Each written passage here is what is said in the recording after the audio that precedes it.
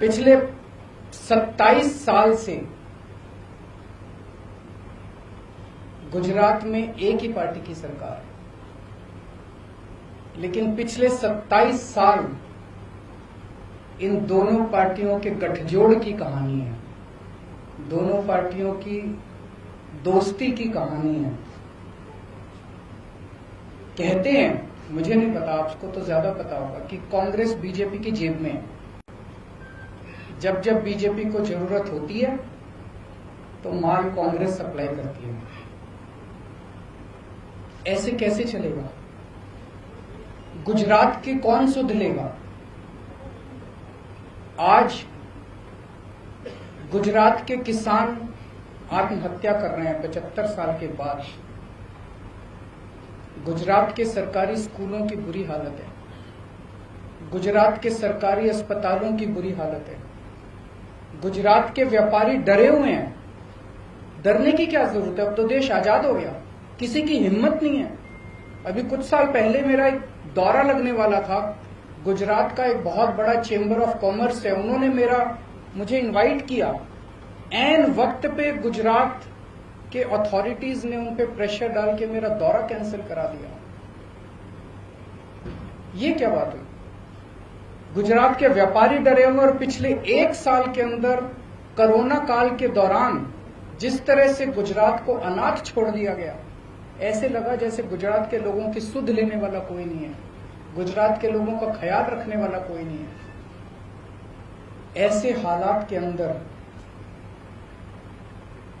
यशोदान गढ़वी जी ने जो निर्णय लिया राजनीति में आने का,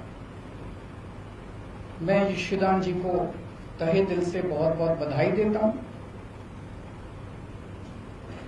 उनको क्या जरूरत पड़ी थी? जब किसी का कैरियर खत्म हो जाता है, जब किसी को कोई पूछने वाला नहीं होता, तब अगर कोई छोड़ छाड़ के राजनीति में आए तो समझ में आता है। लेकिन अगर कोई अपनी कैरियर की पीक पे अपने कैरियर को लात मार के राजनीति के अंदर आए तो वो गुजरात की जनता के लिए आ रहा है। पिछले कुछ सालों से यशोदान जी अपने टीवी चैनल के और अपने कार्यक्रम के जरिए एक एक आम गुजराती की आवाज बने हुए थे, उनकी आवाज उठाते थे। लोग उनके साथ अपने आप को रिलेट करते हैं। आज गुजरात का हर व्यक्ति यशोदान जी के साथ रिलेट करता है। लोगों को लगता है कि वो हमारी आवाज उठा रहे हैं, लेकिन सिस्टम के बाहर रह के आवाज उठा के समस्याओं का समाधान करवाने की अपनी एक सीमा है। सिस्टम के बाहर रह के हम नुक्स निकाल सकते हैं, शोर कर सकते हैं, आंदोलन कर सकते हैं, टीवी के ऊपर आवाज उठा सकते हैं, डिबेट कर सकते हैं, न्यूज में दिखा सकते हैं।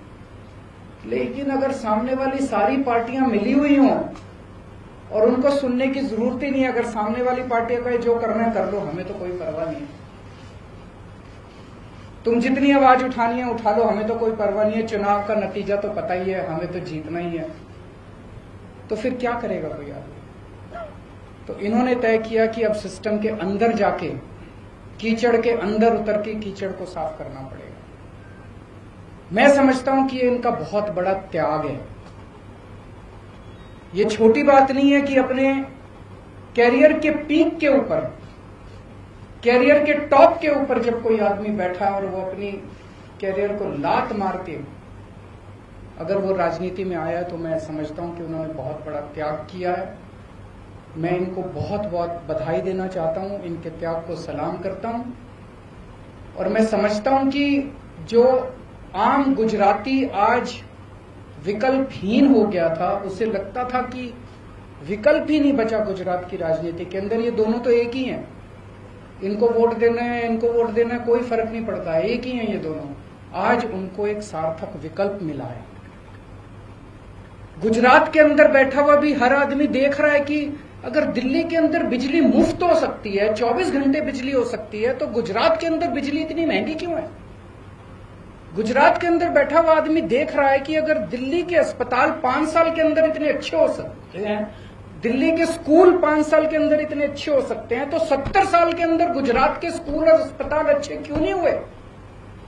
अब होंगे, अब बदलेगा गुजरात।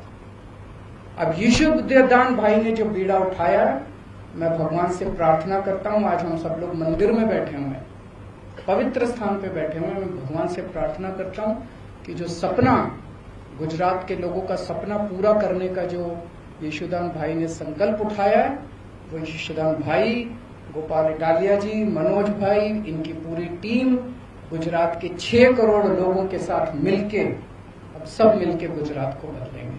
बहुत बहुत शुक्रिया।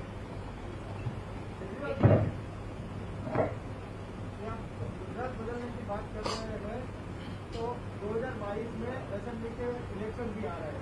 आम आदमी पार्टी यहाँ की जो 182 सीट है वो सभी में कैंडिडेट खड़ा रखेगी, सभी में कैंडिडेट खड़ा करेंगे।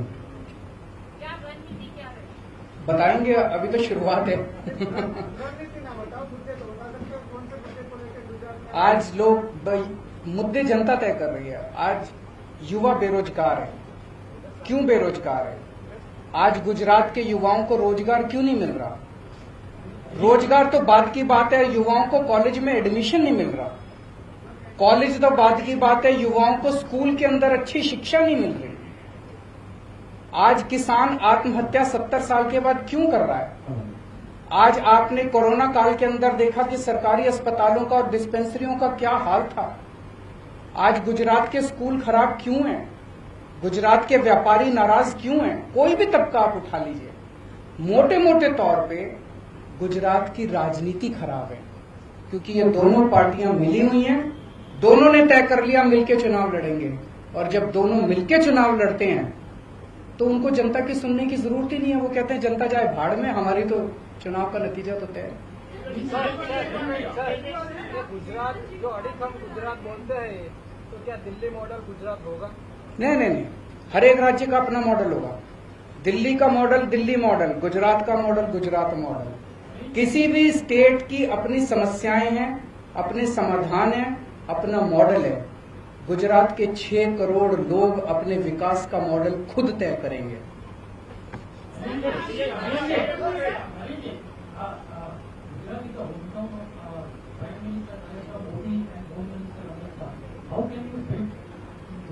How can you?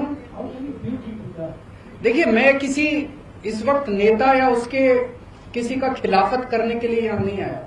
मैंने जनता के मुद्दों की बात की है। उन जनता, क्या आप मानते हैं कि आज गुजरात के युवा बेरोजगार हैं? आप मानते हैं? क्या आप मानते हैं कि अस्पतालों को सुधारने की जरूरत है? आप मानते हैं? क्या आप मानते हैं कि किसान आत्महत्या कर रहे हैं? आप मानते हैं? हमारी राजनीति जनता के मुद्दों से जुड़ी हुई है। हम किसी नेता के खिलाफ नहीं है, हम किसी पार्टी के खिलाफ नहीं है, हम जनता के विकास के लिए काम कर रहे हैं, हम भ्रष्टाचार के खिलाफ हैं।